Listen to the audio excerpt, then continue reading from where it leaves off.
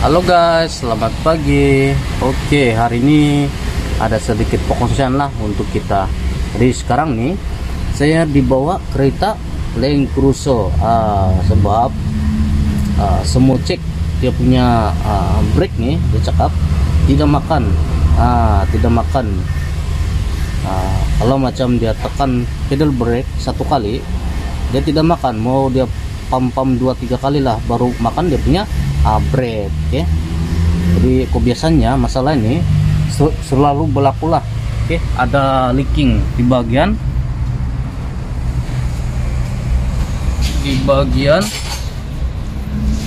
hose brake.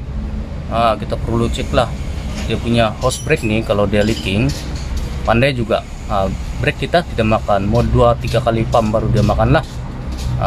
Tapi kalau kita tengok sini, dia punya hose tidak juga leaking lah. Oke, kalau dia leaking kita boleh nampak dia menitis di bawah. Terus itu kita cek lagi sebelah sini. Oke, kalau kita cek sini sebelah pun ini dia punya hose. Oke, dia ada juga leaking lah hose dia. Ini macam nampak ini basah-basah lah, tapi bukan leaking. Oke. Jadi kita tengok di bawah pun memang tidak basah. Oke, yang kedua kita perlu cek adalah dia punya brake master pump. Oke, kita keluar dulu. Kita tengok dia punya brake master pump. Oke. Dia punya brake master pump nih sini.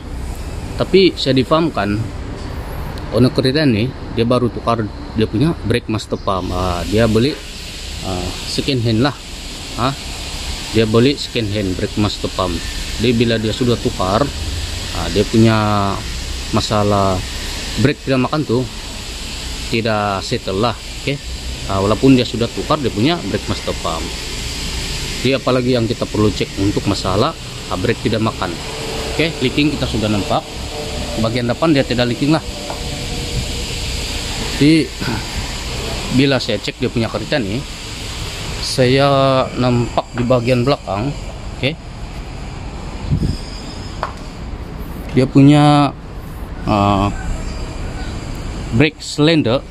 Oke, selalu kalau ini masalah ataupun dia leaking, pandai juga dia punya brake kita tidak makan. Mau 2-3 kali pump baru dia makan lah. Kalau macam satu kali kita tekan dia tidak makan. Jadi untuk cek dia punya wheel cylinder nih, ini gata kita buka baru kita nampak dia punya apa masalah. Nampak. Oke. Oke.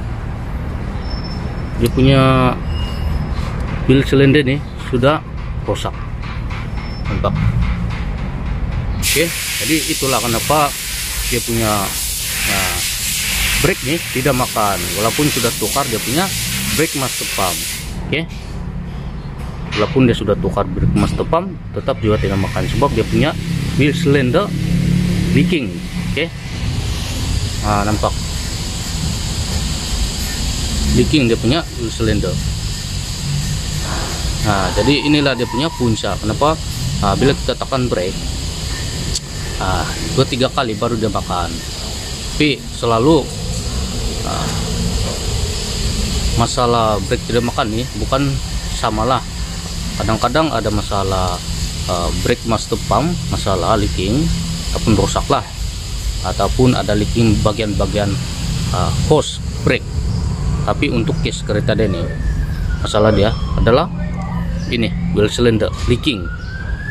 Nampak terbuka begini pun memang leaking. Oke, memang leaking. Jadi ini kita perlu tukar baru lah. Oke, perlu tukar baru. Kita tengok sebelah.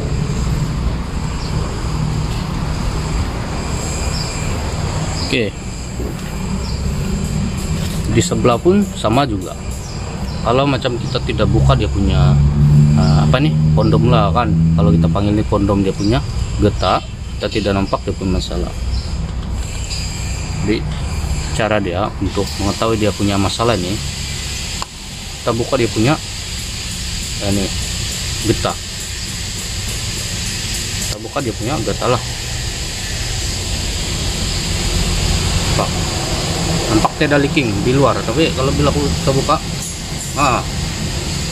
bila kita buka sebenarnya dia punya wheel cylinder ini sudah rusak dan perlu diganti lah. Oke. Pak,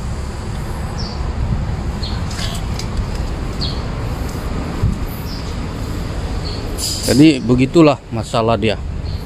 Kita kalau macam brake kita ada masalah, kita perlu cek ke brake master pump sama brake hose ada leaking atau tidak, sama wheel cylinder lah, selalu ini berlaku lah. Brake tidak makan, jadi kita perlu cek ada 3 komponen lah. Oke. Tapi untuk case kereta dia nih, dia sudah tukar dia punya brake master pump, tapi sama juga brake tidak makan. Jadi bila saya cek dia punya wheel cylinder yang ada masalah. Oke. Jadi mungkin sampai sini saja pengungsian ilmu sekali ini. Jumpa lagi di video saya akan datang. Oke.